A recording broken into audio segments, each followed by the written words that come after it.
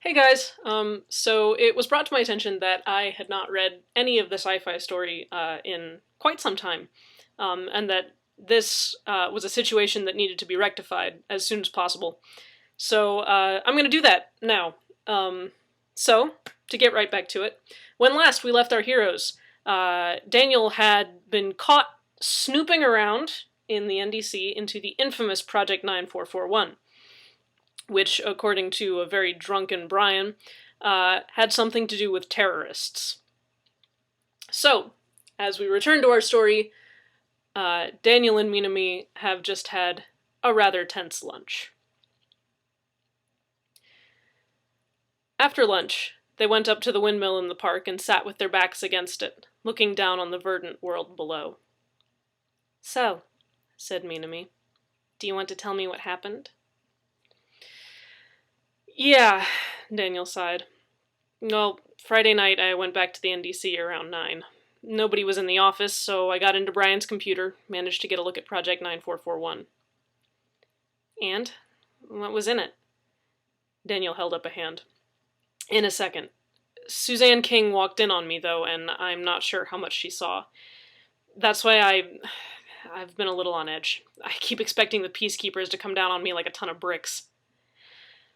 "Okay, Daniel, calm down," Minami said.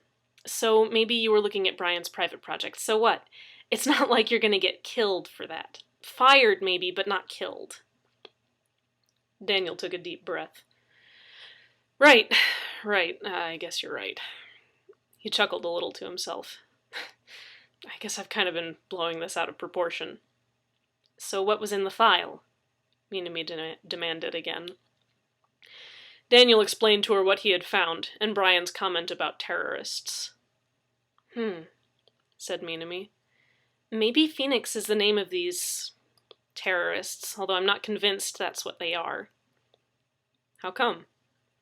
"I've never heard of them," Minami answered. "There haven't been any terror attacks anywhere in the country since I can remember. If they're terrorists, where's the terror?" "If they're not terrorists," Daniel retorted, "what are they? And why do they deserve a program to stop them getting out of the city?" "Maybe," Minami suggested, "they're revolutionaries. They don't like what the government is doing and they're planning to take it down." "I'm pretty sure that falls under terrorists." "No, that falls under anarchists at worst." After a moment, she continued, "Maybe they could help us." "Is that a good idea?" Daniel asked, startled. "I mean, what if they are terrorists? We could be getting in way over our heads." She shook her head. "I'll take it to Alan. He'll get in contact with his informants and get the truth." She smiled at him. "Don't worry, Daniel. I'm not dumb enough to jump in with both feet." "Never said you were," Daniel replied. "But I don't know, Minami. I don't like it. It gives me bad feelings." "Bad feelings," Minami mocked and snorted. "Sure you're not just hungover?" "Are you still mad about that?" "Of course I am. I'm your girlfriend. I'll keep a grudge till doomsday. Or I forget about it. Or you do something worse." "Of course," Daniel said. Despite Minami's assurances, his fears were far from assuaged. End of chapter. Next chapter! He got to the office 10 minutes late Monday morning, hoping to avoid running into Suzanne King or Bryan.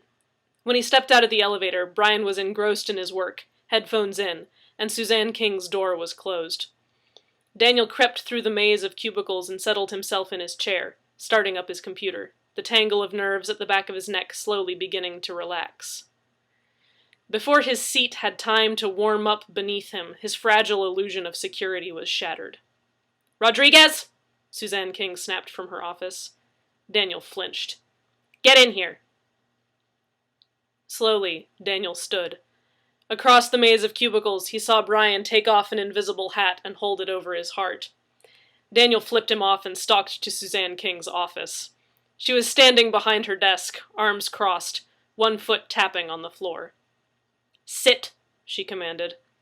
Daniel, feeling like a scolded dog, sat in the chair. Your Rainy Tuesday problem has graduated to a Hailstorm Friday problem, she told him. I've had the entire West Sector on my ass all weekend.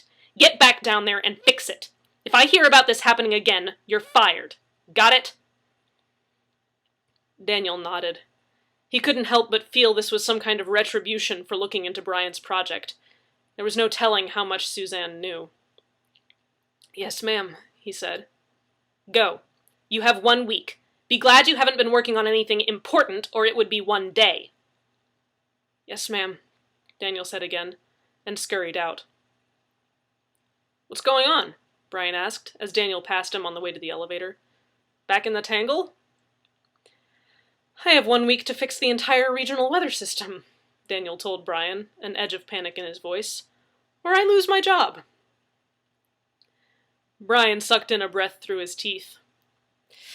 Damn, man. Let me know if I can help. Daniel nodded and stepped into the elevator. If I die, you can have my stuff, he said. You're not gonna die, Daniel, Bryan admonished. Daniel shook his head as the elevator door closed. Grumbling to himself, Daniel ascended the main barrel of the Tangle. He glanced back at the oxygen monitor on the wall. 21%. Good. The room seemed even hotter and stuffier than ever. Maybe there was something going wrong with the cooling system. Sweat beaded on his forehead, his arms, his neck, beginning to seep into the back and sleeves of his polo. Already knowing where the faulty hard drive was, he immediately got to work trying to debug it. He opened up the weather code, written by, likely, a conglomerate of coders working over several years, each editing, adding to, and tweaking the code that had been handed to them. It looked a mess. As he scanned the first page, he felt a yawn coming on. How much sleep did I get last night? He wondered. 4 hours? 5? Shaking his head, he continued working. Evidently, not one of the coders who'd worked on the project had included a single explanatory comment, so he had to scrutinize the lines to decipher their purpose. He scrolled quickly to the end of the code to see how many lines he'd have to sort through. The number was something like 2,000. Goddamn weather, he griped and yawned. Fucking complicated as shit. He scrolled back up to the top, peering closely at the first few lines. The page began to blur before his eyes. He rubbed them with the back of his hands, yawning again. Wasn't this tired 20 minutes ago? He griped internally. He felt the beginnings of a headache blooming just under his left eyebrow. Somewhere at the back of his brain, something was insistently demanding that he turn around. He shook his head, forcing himself to focus on the code in front of him so he didn't lose his place. It was difficult to keep track of which line he was looking at, between his sleepy eyes and the fog in his head.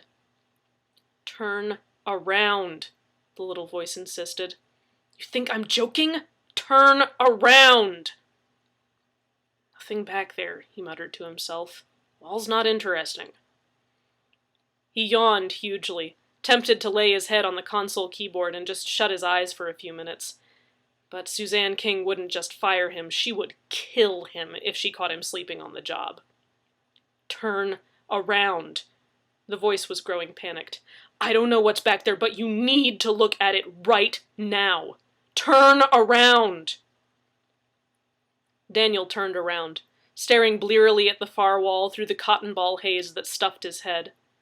Panic began clawing at his chest, although it took a moment for him to realize why. 14%. The monitor on the wall said 14%. And, yes, the number was still decreasing. The panic swelled out of his chest and flooded his whole body, fighting the oxygen-deprived exhaustion that cocooned him. Got to get out, he thought. Got to get out, got to get out. He stumbled away from the control bank and stared at the ladder for a moment. Up or down, he thought. Is nitrogen heavier or lighter than oxygen? Goddamn, chemistry was a long time ago. He yawned again, his headache growing worse. This is how it happens. No feeling of suffocation. Just lie down and go to sleep and never wake up. Focus! Up or down? No, fuck it, doesn't matter. Get down, get to the door, get out of here. Focus, Daniel. On the wall, he could just make out where the oxygen percentage had dropped into the single digits. He somehow made it down the ladder and began stumbling towards the door. It was like slogging through chest-high water. He was not only tired now, bone-tired, but he felt like the whole world was spinning crazily beneath him, making him sick to his stomach. Get to the door, he muttered to himself. Get to the door. Focus, Daniel. 10 seconds. 10 seconds and out. The door loomed ahead of him suddenly and he collapsed against it, pressing his hand to the metal in an effort to get security to notice him. He sank to his knees, unsure if he would be able to stand again. With a loud buzz that cut through even Daniel's impaired thoughts, the door opened. Daniel hauled himself out, crawling towards the elevator across the tilt-a-whirl floor. I just want to go to sleep, he mumbled. God damn it. The elevator opened in front of him as he collapsed on the floor, sinking into depthless slumber. He just barely managed to make out 2 dark, faceless figures bolting from the doors before the darkness swallowed him completely. That seems like a good stopping place.